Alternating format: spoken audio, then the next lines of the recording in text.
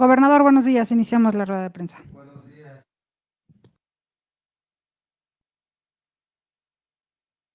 A la pandemia.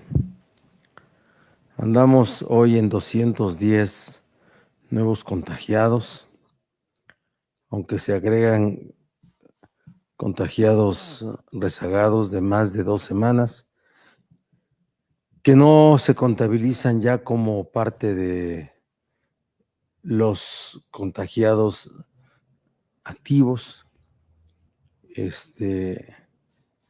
210 es una cifra que ya nos está permitiendo pensar en que estamos empezando a controlar la pandemia. Y esto es debido al comportamiento social que hemos conseguido. Dos razones básicas: sana distancia y uso de cubrebocas. Centremos nuestras recomendaciones en ello. Sana distancia para convivir, para trabajar los que tengan que trabajar, para transportarnos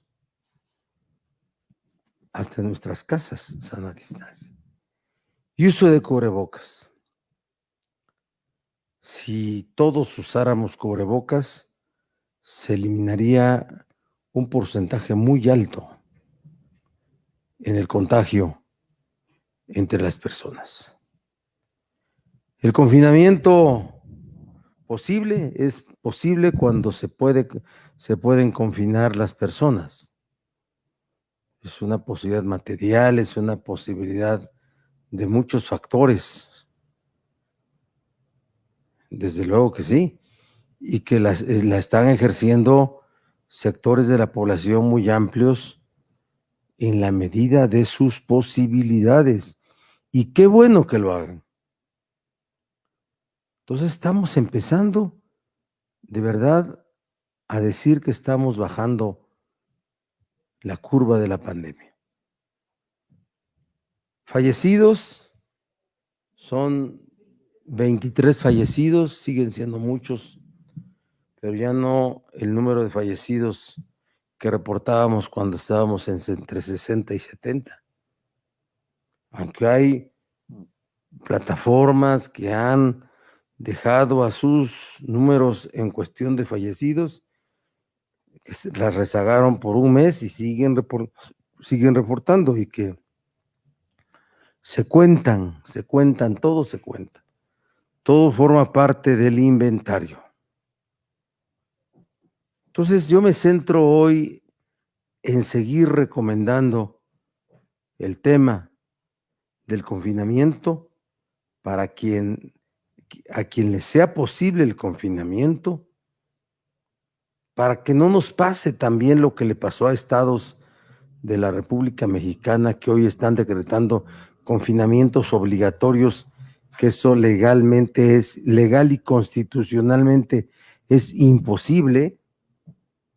Que no se confunda de que en algún estado decretaron un confinamiento obligatorio y en otro estado no, y que eso es falta de pantalones del gobierno. No es posible. Por el sistema de garantías de libertades que hay en nuestro país, y solo es facultad de la Federación y del Senado.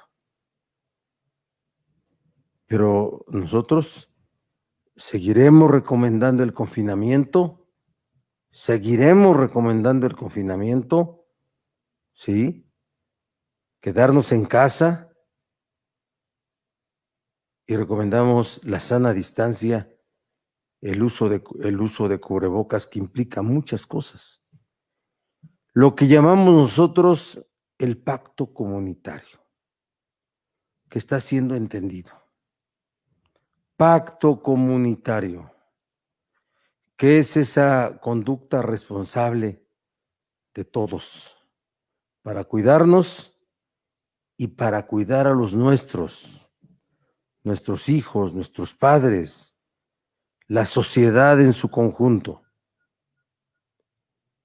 Y pronto veremos cómo vamos a ir caminando hacia una forma de vida ordenada, porque eso va a cambiar. Hasta entonces, hasta en tanto veamos una vacuna, un tratamiento, tenemos que vivir con orden. Ya vieron lo que pasó en Córdoba, España, una discoteca donde todo abrió, se abrió en España todo.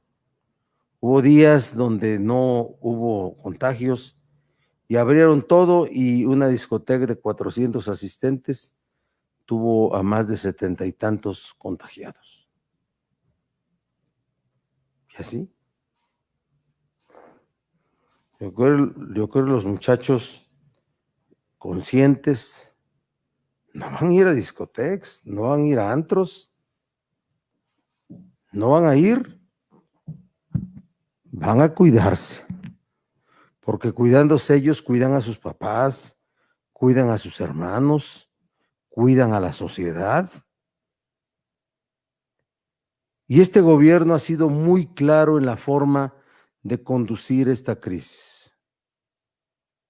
Muy claro. No hemos variado.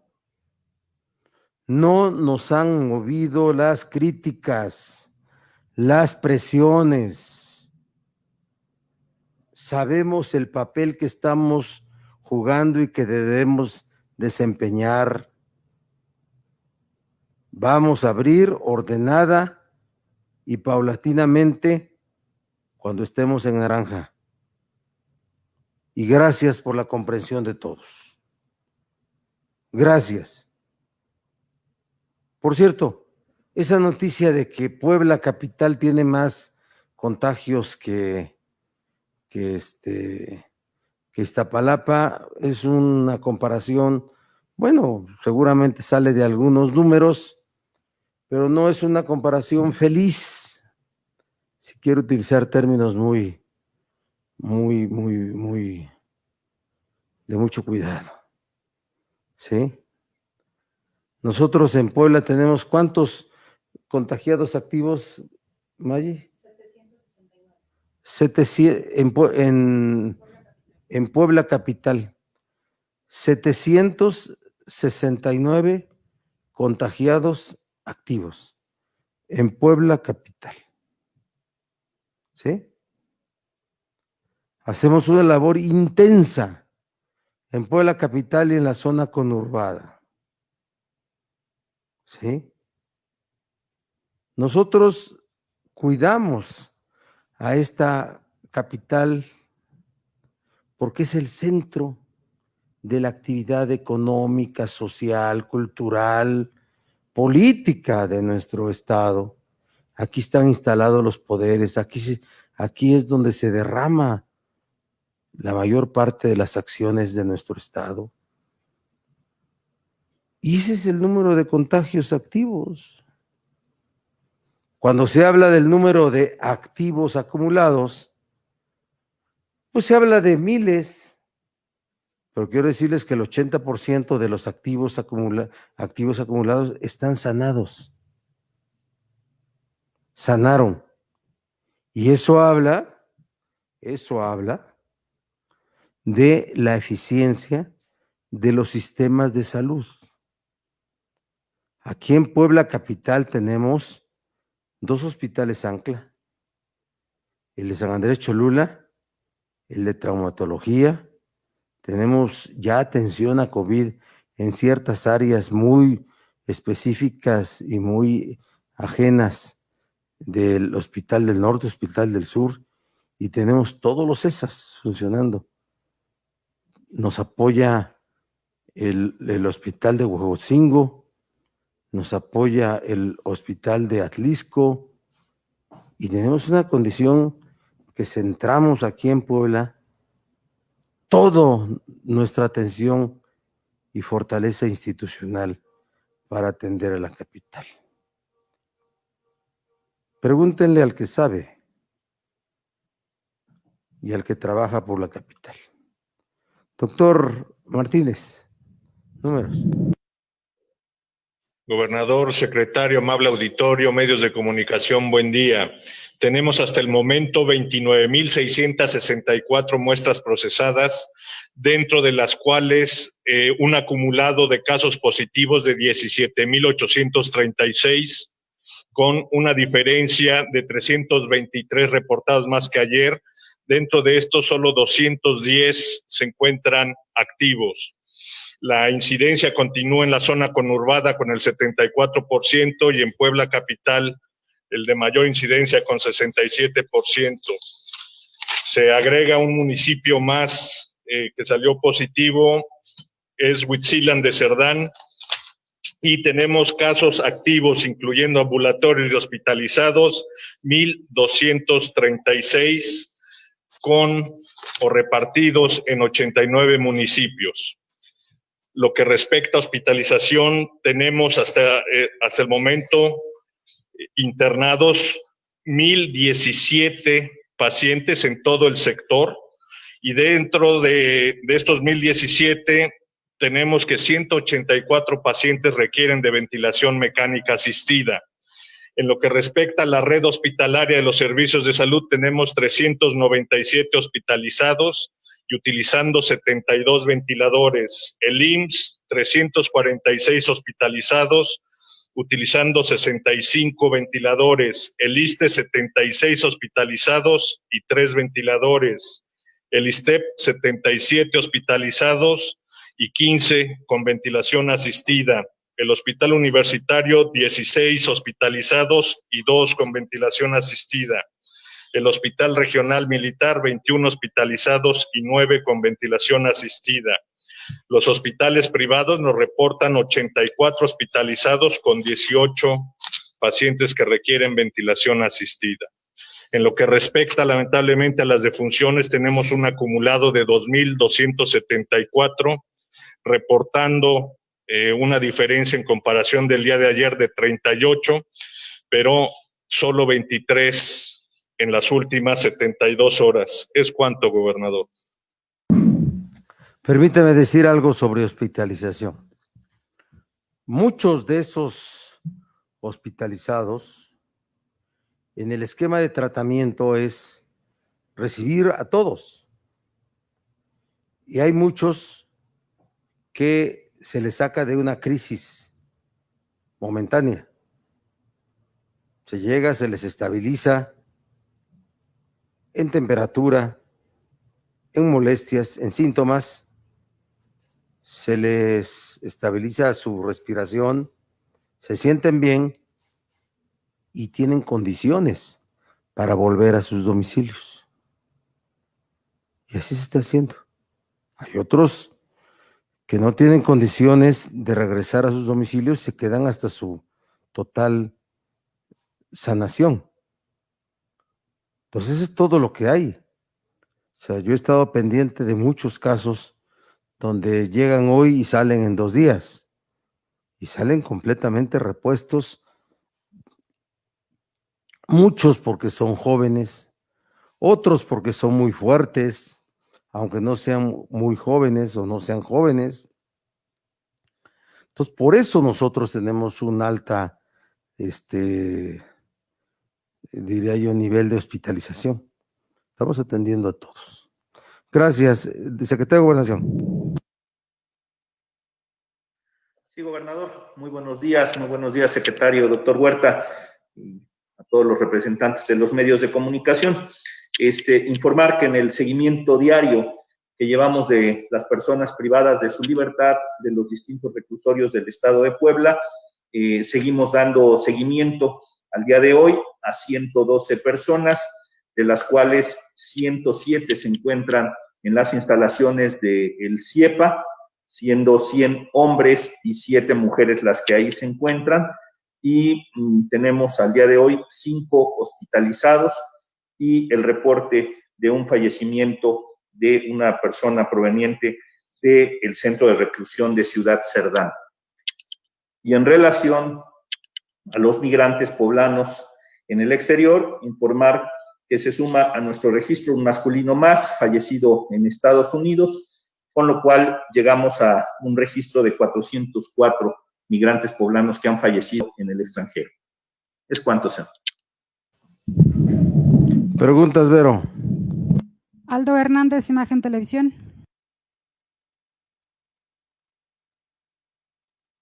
Bueno, ¿me escuchan? Buenos días. Adelante, Aldo. Gracias, muchas gracias, Vero. Buenos días, gobernador. Yo quisiera preguntarle, pues ante la contingencia sanitaria y esta crisis económica que está dejando el COVID-19, muchos padres de familia que tenían hijos en escuelas particulares, pues ya no van a poder costear las colegiaturas y tendrán que buscar cambiarlos a escuelas públicas.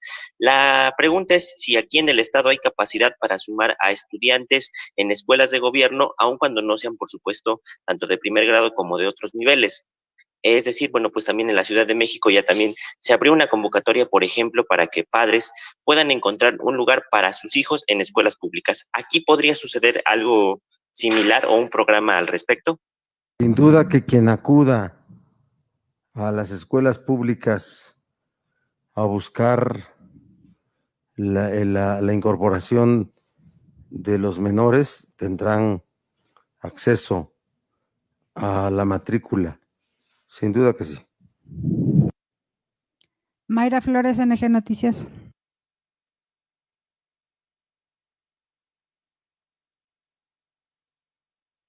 ¿Qué tal, gobernador, secretarios? Buenos días. Dos preguntas. La primera es, a nivel nacional, diariamente se ofrece en el reporte de actualización de datos un informe sobre los decesos que de forma sospechosa habrían ocurrido por COVID-19. Saber en Puebla cuántas muertes sospechosas a causa de esta enfermedad existen y si esto también tiene que ver con el hecho de que hay decesos que se están reportando de forma extemporánea, es decir, si esto ocurre porque días después se tienen resultados de las pruebas y entonces se confirma que fue a causa de esta enfermedad.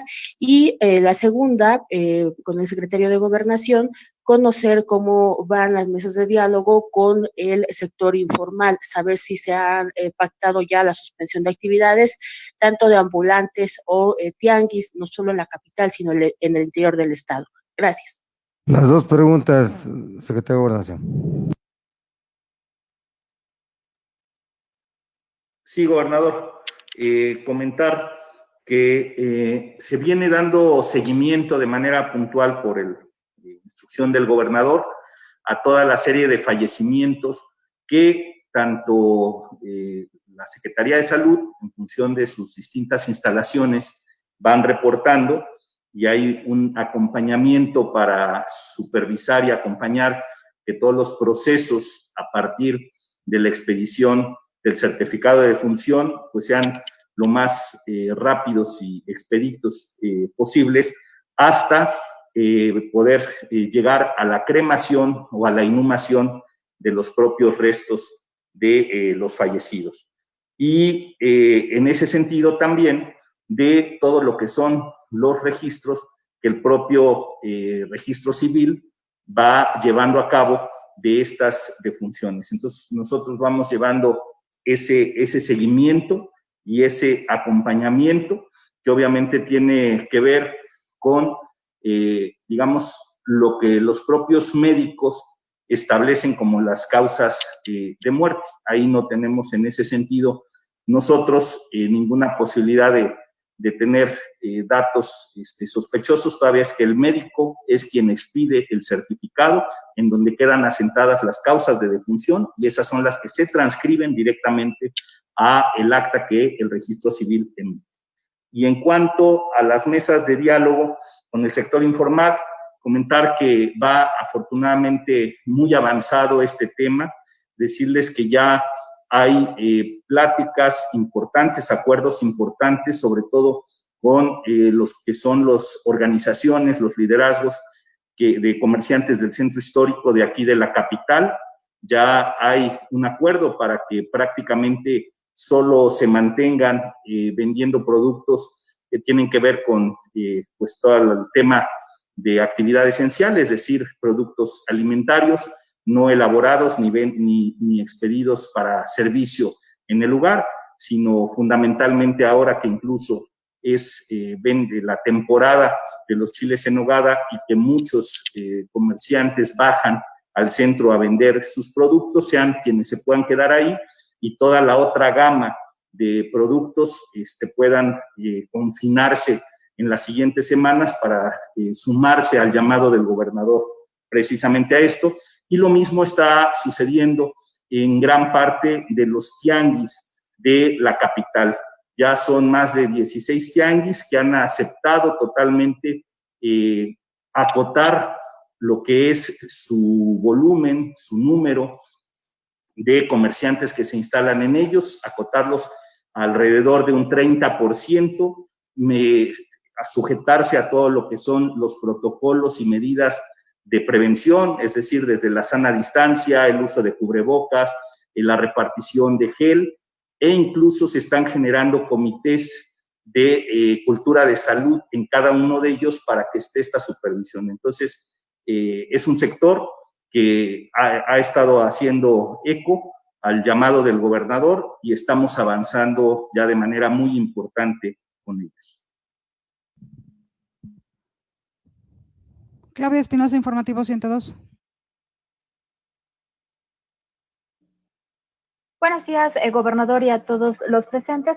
Dos preguntas. Quisiera saber, gobernador, habla usted de la importancia del uso de cubrebocas. Sin embargo, a nivel federal se ha dado entre funcionarios, incluidos el mismo presidente, pues posturas distintas sobre qué tan real es que el cubrebocas, pues efectivamente sea coadyuve para evitar el contagio. Quisiera saber su opinión al respecto y también preguntarle al secretario de Gobernación, no sé si tenga algunos datos sobre lo sucedido en el municipio de Soquiapan, donde pues hay algunos pobladores que al parecer se intoxicaron por beber un líquido supuestamente como ayuda o prevención al COVID-19. Saber si tienen algún reporte de este municipio. Gracias. Buen día. Secretario, si tienes información. Sí, gobernador, informar que efectivamente tuvimos el reporte de esta lamentable intoxicación. Son 5 personas que participaron en un velorio y que ingirieron ciertas bebidas. A partir de eso empezaron a presentar síntomas, malestares. Fueron trasladados al hospital de Zacapuastla y el reporte que tenemos es que hay 2 fallecimientos por esta situación y aún se mantiene un internado en el hospital de Zacapuastla y hay otras 2 personas que parece ser que están internadas en instalaciones del Instituto Mexicano del Seguro Social. Ya se está desde ayer atendiendo este tema. Sí, pero no tiene que ver con bebidas relacionadas con COVID. Es alcohol adulterado. ¿No es así? Sí, este es alcohol. Sí. Sí, señor. Este es alcohol adulterado consumido en un velorio. Nada que ver con bebidas relacionadas con asuntos COVID, por favor. ¿De acuerdo? Y respecto del uso de cubrebocas, bueno, es una política pública que está siendo utilizada en todo el país y en Puebla la aprobamos desde el 13 de abril y vamos a seguir insistiendo en su uso y aplicación. Alejandra Olivera. Hola, buenos días. ¿Ahí me escuchan? Sí, adelante.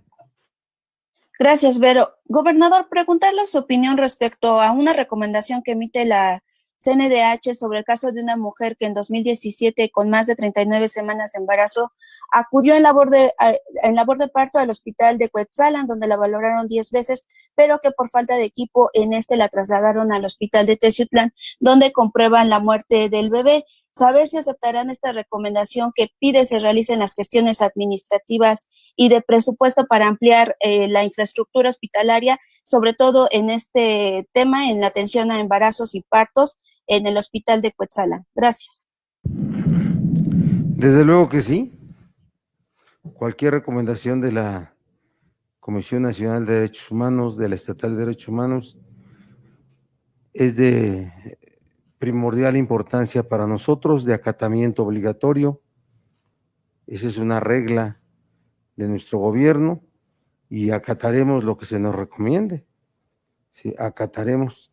Y más allá, si existen responsabilidades profesionales en el hospital de Zacapuastla. ¿De dónde me dijiste?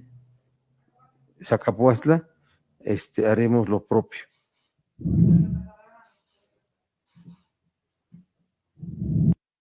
Última pregunta, Edgar Guzmán, ángulo 7.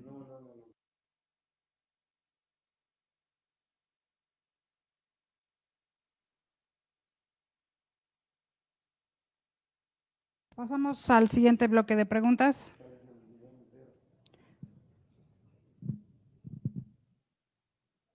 Empezamos, Yasmín Curiel, intolerancia. Gracias, Vero. Buenos días. Buenos días, gobernador. Buenos días, secretarios. Gobernador, quisiera preguntarle acerca de esta iniciativa que pues va a impulsar el diputado Oswaldo Jiménez López respecto al PIN parental. Esta iniciativa se trata de una reforma a la ley de educación con el objetivo de que los padres de familia decidan respecto a la educación sexual de sus hijos.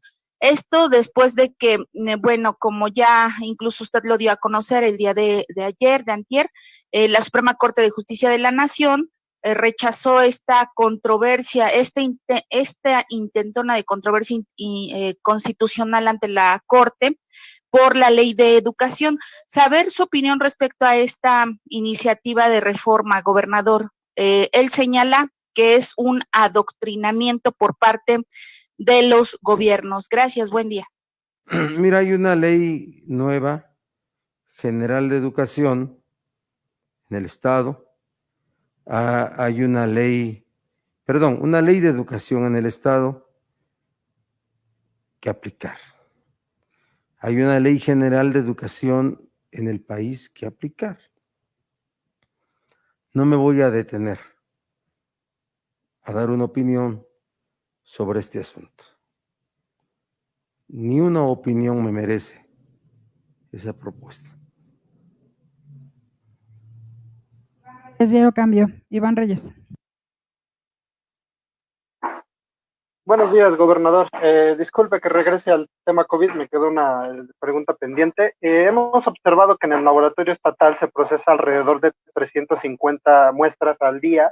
Algunas veces varía, esto es una especie de cuota diaria que tienen. Esto provoca a su vez que haya el mismo número de contagios activos entre 1,100 y 1,300. Preguntarle concretamente, ¿es posible que la meseta de la que usted habla sea un fenómeno estadístico y en las calles haya muchos más contagiados activos de los que reflejan la cifra que nos presenta diariamente los doctores de salud, debido a que pues se sale de las proporciones de la Organización Mundial de la Salud, puesto que pues no es posible que haya 1,017 hospitalizados y 1,200 activos? Y también preguntarles si se puede ampliar la capacidad de muestras que se procesan en el laboratorio estatal para que sean más de 350 y precisamente los casos salgan en más número, como se vio en meses anteriores. Esa sería mi pregunta, gobernador. Sí, primero decirte que no todos los hospitalizados son hospitalizados por COVID. Son hospitalizados por diversos padecimientos respiratorios. Tiene un nombre. Entonces nosotros atendemos a todo aquel que tiene padecimientos respiratorios, que se han presentado con mayor agudeza en este tiempo. Esa es la razón. Se llaman infecciones respiratorias graves. ¿Cómo se llama? IREG. Es el nombre. No lo llamamos así nosotros, así se llama en el Sistema Nacional de Salud. Nosotros presentamos datos reales todos los días. No mentimos. No mentimos. Sin duda que hay gente que no acude a laboratorios, menos a hospitales. Hay una idea en cierto segmento de la población que creen que los hospitales sirven más para infectarlos que para sanarlos. ¿Sí? Y mucha gente se queda en su casa soportando los síntomas y se quedan automedicándose o los medica un médico privado que nunca reporta los casos. La toma de muestras tiene un procedimiento científico. Un procedimiento científico. Por eso ese despliegue de tomar muestras en tu coche y enviarlo no era válido. Porque la toma de la muestra es algo científico. Ustedes si van en su coche y alguien les da un aparato para que les tome la muestra, no lo hagan. No es una muestra bien tomada. De ella no se va a desprender ningún resultado cierto, o positivo o negativo, pero cierto. No se va a desprender. La otra, no se hagan pruebas rápidas, tampoco, porque solamente son predictivas y dan muchos positivos falsos, muchos negativos falsos. Pues yo conocí a un agente de gobierno que para entrar a verlo les hacía pruebas a todos los que llegaban ahí para verlo. No conocí, supe, perdón. Entonces hay de todo, ha habido de todo. No se deje. Entonces claro que sí hay muchos casos de definiciones personales de que mejor prefieren quedarse encerrados en sus casas y no ir ni al laboratorio a hacerse la muestra, la prueba, ni a un hospital, porque creen que se van a infectar.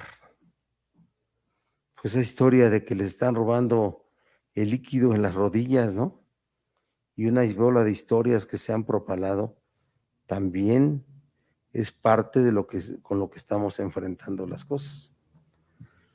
Por eso la información, la toma de conciencia, ¿sí? Y bueno, un sistema de salud busca ser un sistema que actúe con procedimientos científicos del más alto nivel para que todo aquel que llegue a pedir servicios sea atendido al más alto nivel. Y en nuestro sistema de salud llegan todos, no solamente los derechohabientes del IMSS y del ISSSTE, de todos. Y gentes de los estados de Guerrero, de Morelos, de Oaxaca, de Veracruz, de Tlaxcala. Llegan de todos. Tenemos de la Ciudad de México, tenemos del Estado de México, y son mexicanos, y vienen padeciendo una enfermedad, y aquí los estamos atendiendo. Sí es cierto en parte lo que tú dices, pero no así de esa forma. ¿Sí? Víctor Ordóñez, Canal 13. Hola, ¿qué tal? Buenos días, ¿me escuchan? Adelante, Víctor. Muchas gracias, Vero. Buenos días. Preguntarle al gobernador con respecto a las cuotas de inscripción. El día de ayer la SEP emitió un comunicado de prensa. Me gustaría preguntarle qué influyó para que el Estado no interviniera en condonar las cuotas de inscripción, como muchos padres de familia han argumentado, y cómo controlar que las escuelas no se estén pasando. Incluso igual algunos padres de familia pues manifiestan que se podría abrir la posibilidad de que se establezcan cuotas fijas para nivel de kinder, de primaria y secundaria, y se haga homologadas y no haya este tipo de abusos. Esa sería mi pregunta. Y con respecto al secretario de Gobernación, me gustaría saber que si se van a retomar los operativos justamente para la venta de alcohol y en qué terminó el caso de Mayo, donde se dieron los primeros casos, dado que, si no mal recuerdo, solamente nos habían informado que había personas detenidas. ¿Cuál es su situación o qué pasó con ese caso del alcohol adulterado? Gracias. David, la parte que te pregunta. Sí, gobernador. Pues como se llevó a cabo el último informe que les dimos en su momento, es un tema que atendió de manera puntual la Fiscalía, que se llevaron a cabo las detenciones correspondientes y que en términos de los saldos que tuvimos en total 103 personas en total intoxicadas. Lamentablemente de ellas fallecieron 77 y pues ya las demás fueron dadas de alta. Pero lo que hay que decir como gobierno es que hay más de 6 detenidos, que desmantelamos los laboratorios, las fábricas donde se procesaba el alcohol, que hoy el alcohol que se pudiera estar vendiendo en lugares de extrema pobreza en Puebla proviene de otros estados de la República, y que aquí en Puebla desmantelamos todo eso. Y claro que será permanente los operativos para identificar, ahora ir por la detención de los que venden, los que vendieron en Soquiapan ese alcohol adulterado. Y respecto del otro, decirte que no es la Secretaría de Educación la que cobra las cuotas, ni la que impone las cuotas. O sea, la Secretaría de Educación no permite, no autoriza, ¿de acuerdo? La Secretaría de Educación está vigilante permanente a que las cuotas no impidan el derecho a la educación, ¿sí? No impidan el derecho a la educación.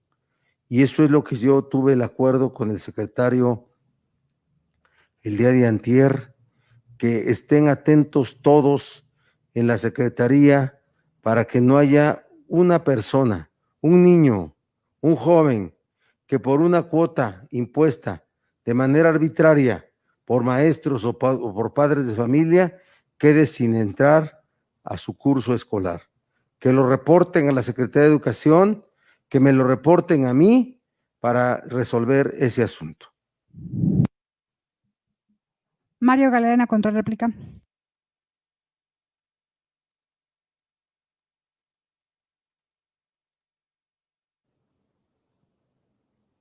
Hola, buenos días, ¿me escuchan? Sí, adelante, Mario. Buenos días, secretarios, gobernador, muy buenos días. Yo quisiera preguntarle, en los primeros 5 meses de este año se han iniciado 449 investigaciones por presuntos delitos cometidos por funcionarios. En relación al periodo del año anterior, esto representa un aumento de 1.220%. Yo quisiera preguntarle si sabe qué modalidad de delitos se denuncia, sobre todo en estas carpetas de investigación, en esta amplia gama que va desde el cohecho hasta incluso enriquecimiento ilícito, y si este aumento subrepticio coincide con las investigaciones que su gobierno viene realizando en torno a los últimos 3 gobiernos. Muchas gracias. Pues no tengo ese dato que tienes. Y sí, hay un asunto de persecución por casos de corrupción. La corrupción se combate por 3 vertientes. Contención diaria, todos los días.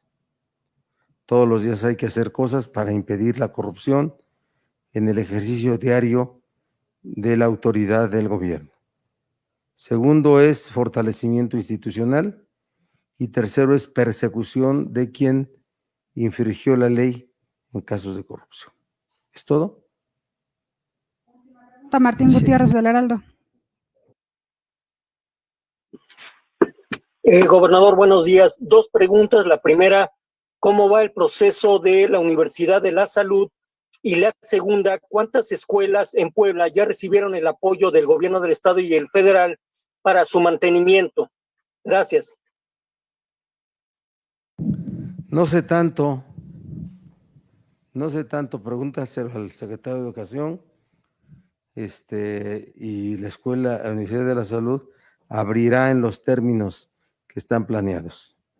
Seguramente, si la pandemia lo permite, será presencial; si no lo permite, será en línea. Son cosas que están resolviendo ellos. Es todo. Gracias,